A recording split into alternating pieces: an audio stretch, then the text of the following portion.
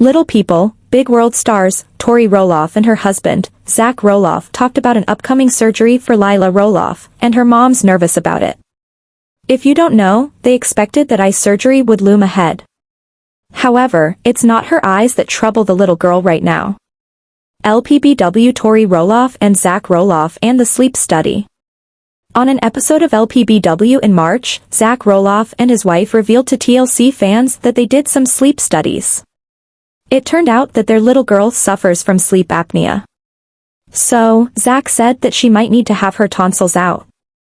Did you know that sleep apnea can be dangerous and cause breathing difficulties at night? If you are unaware, it's not uncommon for little people like Tori Roloff's child to get sleep apnea. In fact, the little couple alum, Will Klein, also a little person, volunteers for sleep studies years after his diagnosis, so it can be examined in detail by medical experts.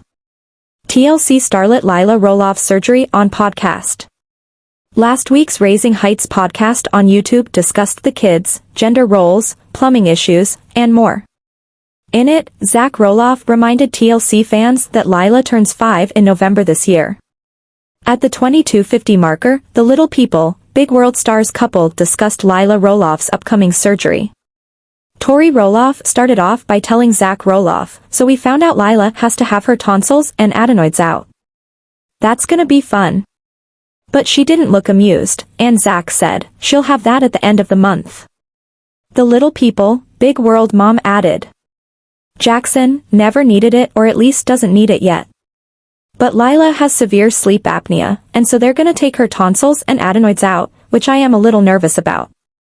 So that's what I'm kinda nervous about because, you know, Jackson woke up both times pretty terribly, and it wasn't until we got home that he was finally able to relax and kinda sit and be okay." The Little People, Big World star also spoke about how the surgeon plans to keep Lilah overnight, which makes her a bit anxious. She noted, "You just want to get back home and not stay at the hospital."